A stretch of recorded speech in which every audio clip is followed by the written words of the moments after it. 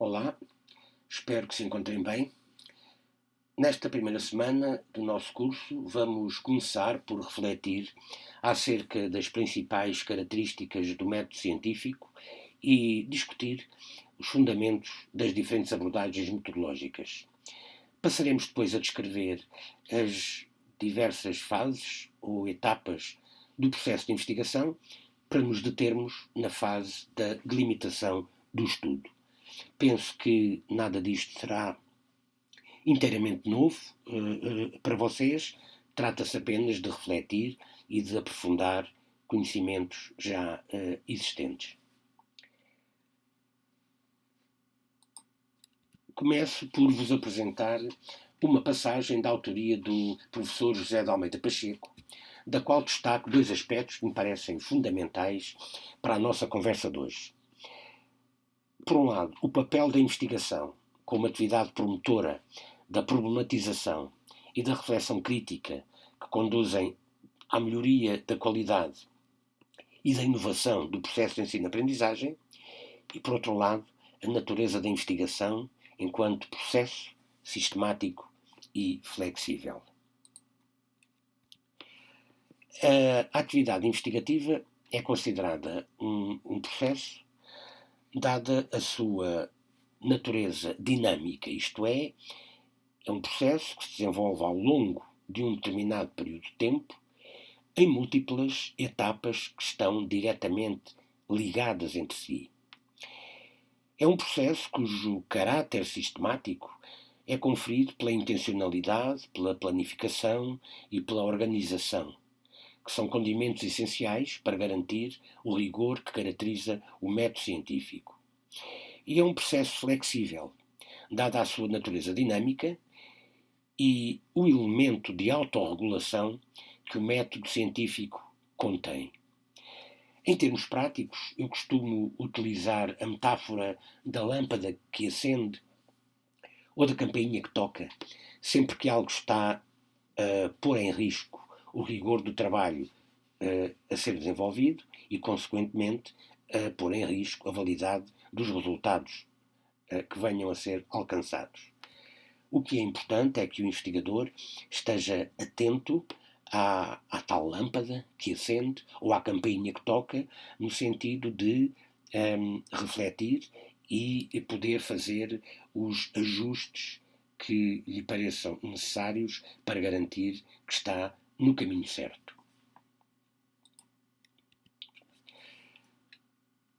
Em termos metodológicos, podemos falar de três abordagens principais ou de três famílias de métodos, se assim lhe poderemos chamar.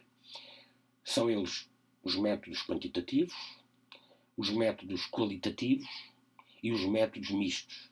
Métodos mistos que são um conjunto de métodos que combinam métodos quantitativos e qualitativos. As abordagens quantitativas e qualitativas diferem nos seus fundamentos ontológicos, que dizem respeito à forma de encarar a realidade, diferem também nos seus fundamentos epistemológicos, que dizem respeito à natureza do conhecimento, e ainda nos fundamentos axiológicos, que dizem respeito ao papel dos valores morais na pesquisa. Em termos ontológicos, o paradigma quantitativo assenta nos princípios do positivismo e do objetivismo, que sustentam a visão da realidade como sendo algo de único e que existe independentemente da consciência humana e que pode ser medida de forma confiável e válida usando princípios científicos.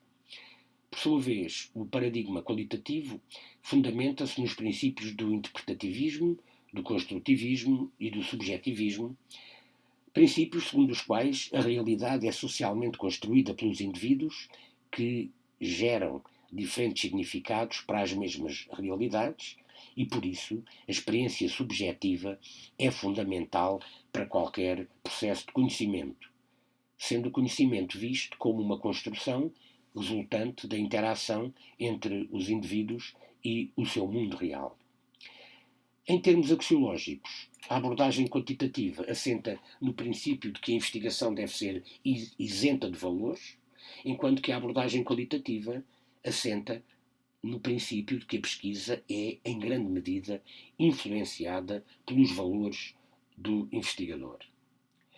Os métodos mistos assentam nos princípios ontológicos, epistemológicos e axiológicos do pragmatismo e do pluralismo, segundo os quais a pesquisa deve ter uma orientação prática, dirigida para situações do mundo real e centrada essencialmente na consequência das ações. Os princípios filosóficos que acabamos de referir determinam as abordagens metodológicas típicas de cada uma das abordagens, quantitativa, qualitativa ou mista. Assim, em termos metodológicos, os estudos quantitativos baseiam-se em dados quantificáveis com vista à produção de resultados generalizáveis que permitam formular inferências e previsões, enquanto que os estudos qualitativos se servem de dados de natureza qualitativa, fundamentalmente sob a forma de discurso, oral ou escrito, dados esses que permitem explorar fenómenos desconhecidos ou aprofundar conhecimento existente. Agora, o tempo da guerra dos paradigmas, para usar uma expressão que é comumente utilizada na literatura, já é um tempo passado, uma vez que, ao contrário da visão tradicional dos métodos quantitativos e qualitativos como sendo métodos antagónicos, ou pelo menos irreconciliáveis, os métodos quantitativos e qualitativos são atualmente considerados métodos complementares. Como vimos anteriormente, o processo de investigação desenvolve-se ao longo de um determinado período de tempo e envolve múltiplas etapas diretamente interligadas. Este processo tem sido tradicionalmente representado graficamente de várias maneiras.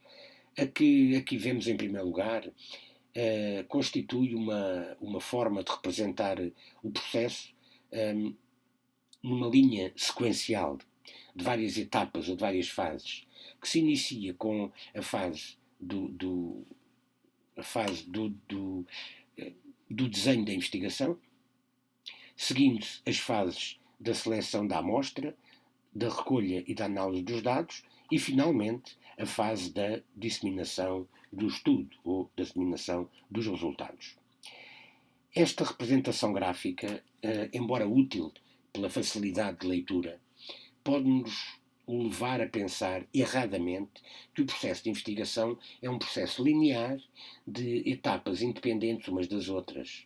Ora, acontece que o processo de investigação, como se pretende representar na imagem aqui embaixo, nesta segunda figura, envolve um conjunto de etapas que estão diretamente interligadas, o que significa que em qualquer uma das etapas ou das fases em que nos encontremos, não podemos perder de vista as etapas anteriores e as seguintes, sob pena de não atendermos ao tal mecanismo de autorregulação de que falámos inicialmente e de pormos em risco, de facto, o rigor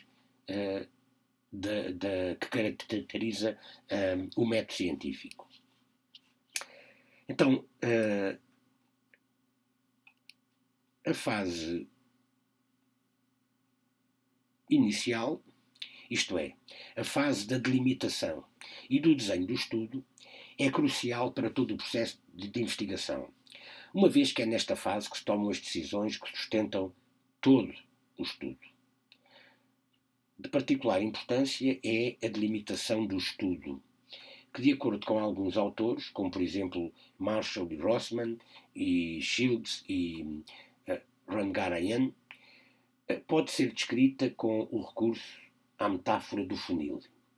De facto, trata-se de um processo de afunilamento que vai da escolha de um tema ou de um tópico de interesse até à formulação clara e precisa das questões ou das hipóteses para investigação e até à definição de conceito-chave.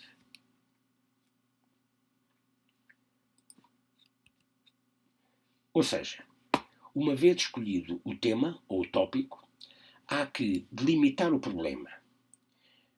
Isto é, sintetizar a problemática e especificar a questão que originou o estudo, no sentido, que pode ser no sentido de preencher uma lacuna existente na literatura, que pode ser no sentido de aprofundar um determinado fenómeno ou estudar um fenómeno novo a partir da nossa experiência pessoal, da revisão da literatura, etc.